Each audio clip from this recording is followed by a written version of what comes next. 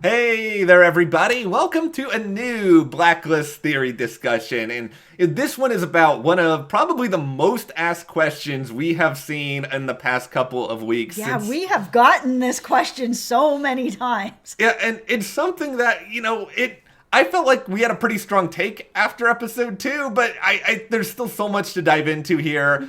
Is Katarina Rostova somehow still alive? We're gonna look at all the individual elements of it. We'll talk about why this theory could make sense, why it doesn't make sense. Before we do, if you guys enjoy this discussion, subscribe to the channel because we have a lot more stuff coming, even while we wait for the show to return in January, including a return of the big Who is Reddington question. We have new thoughts and theories about that. Yeah, so we will definitely be talking about that coming up really soon. So yeah, make sure you're subscribed. You don't want to miss it. All right, so is Katarina really possibly still alive? Well, let's make it that we at least talk about it in the lens that this is actually Katarina who was shot by Reddington. Yeah. If this is actually her, we have already seen them do a fake out death with her. So if they do another fake out death, I'm going to kind of be like, wah, wah, wah. Like, how many fake out deaths can this show do?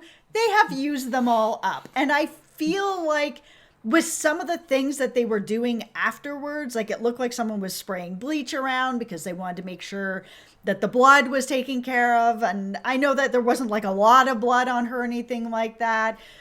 There's still that action of clearing it out with bleach or whatever they were using tells me that there was something there.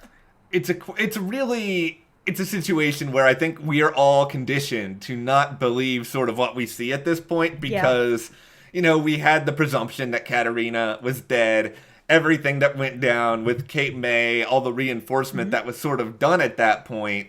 And then she was a ghost. Like, she kept being referred to as, oh, she's a ghost. She's a whisper. And then we had the Katarina death fake out, midway through season 6. This is why we get to this point. But as you said, sooner or later, it's gotta stick. The showrunners are insisting, or at least they have kind of suggested, that she is in fact dead. Do we believe them? I believe that whoever this person is, if this is Katarina or this is a fake Katarina or whoever this is, they are dead. And I think I just need to believe that they are dead because if they keep pulling out these fake out, I'm just not going to believe anything that they tell me anymore. And I don't want to be in a show where I can't trust anything. Like a fake out, okay, cool. Oh man, I'm surprised. Do it again, then it's kind of like, all right. Do it again? No, man, I'm done with this. This is enough already. You can't just keep faking someone's death over and over again. And this is why, to me, I believe that Mr. Kaplan is dead. I know there are still theories out there that suggest that Mr. Kaplan is going to emerge at some point. And don't get me wrong, I love Mr. Kaplan. That arc is one of my favorite arcs on the show. But I think that arc is a lot less cool if Mr. Kaplan is still out there alive. Because Mr. Kaplan almost had a fake out death already as well. Yeah, the deaths have to mean something. And they have to mean something on this show. Like, if he hasn't actually killed her, then, is it for what reason? Like, if she's the real Katarina, why wouldn't he kill her? She just threatened to expose his entire life and basically ruin him. I understand that they had a relationship, but come on.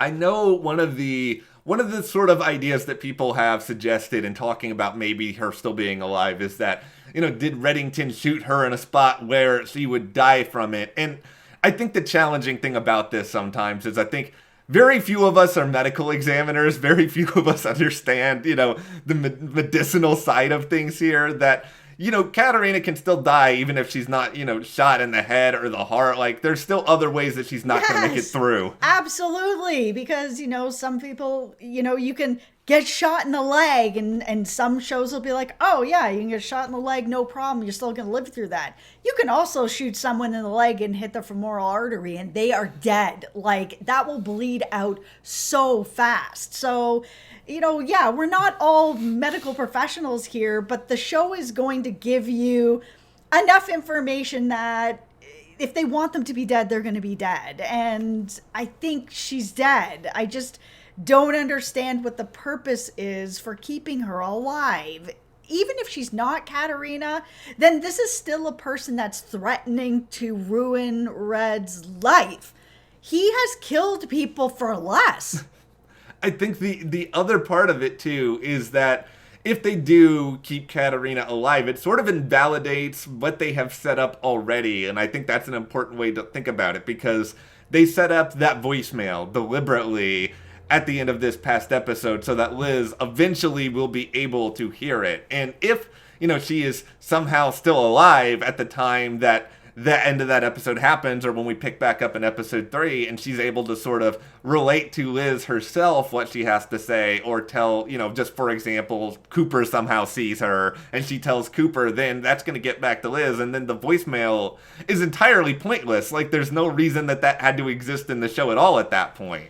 If this Katarina doesn't die and she's actually still alive, then it's all kind of pointless. Like, what was the purpose of this? She needs to die to move the story forward, because this show isn't about Katarina. The show is about Reddington, and it's about Liz, and it's about their relationship and how their relationship has changed over all this time. And it needs to happen to move the story forward at this point. If she is still alive and we're kind of still moving into all of this, like, what is the point of it?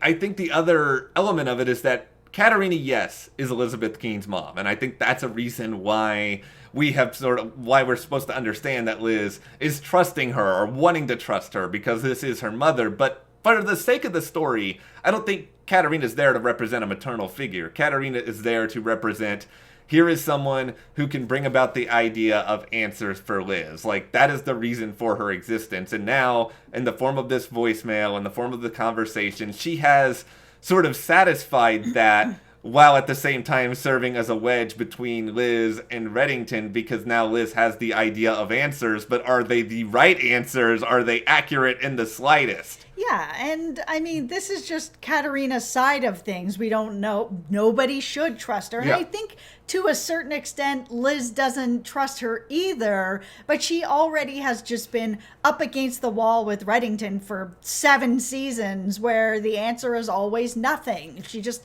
isn't getting anything. Well, now in comes Katarina, who may or may not be telling the truth, but at least she's talking. So there might be little snippets of truth in what she's saying that Liz can decipher, pull apart, get those little snippets and make it into something that's more truthful.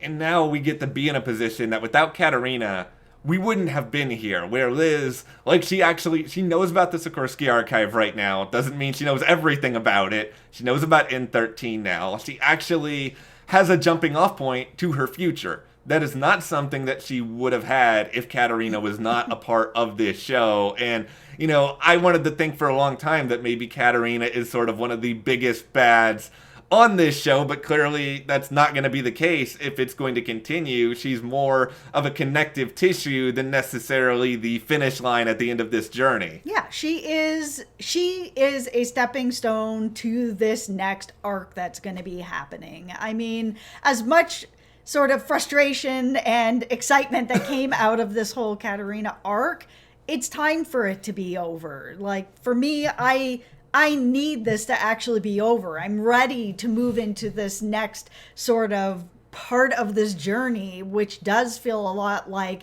Red, versus Liz, and like what is going to happen here and how dark this is going to get before they can either move to the other side of it or more darkness.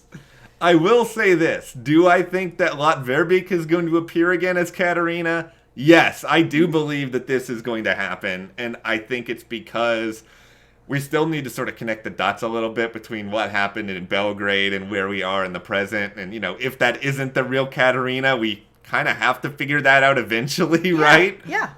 I think we are still going to see her. I don't know if we're going to see, though, the Layla Robbins present-day incarnation of Katarina again. Yeah, I feel like she has given us what we need. She's given Liz what she needs to be able to move the story forward. That voicemail, I think, is sort of the last remnants of it. But, this is the thing about the Blacklist. None of us really know anything other than John Bokenkamp, Eisendrath, and some people on the crew, so it's possible they may have a greater idea or reasoning for Katarina to still be alive than what we know. Maybe they're leaving her alive so that she can prove that she's not the real Katarina. Yeah, I mean, or this person can be dead, but the real Katarina is still alive out there somewhere that maybe Red is still protecting. Yeah. And maybe that is why, even though Liz said, please don't kill my mother, he was like, well, I don't mind killing this person. This person is not your mother, so I'm going to take care of them because they're going to ruin me. Yeah. And that's a part of a big theory that we've posed on this channel, that, Reddington's trying to protect Liz and trying to protect the real Katarina who's off somewhere, and this is his only way to do so. So there's still a lot of story clearly left to tell. We don't need this Katarina to tell it, but tell us.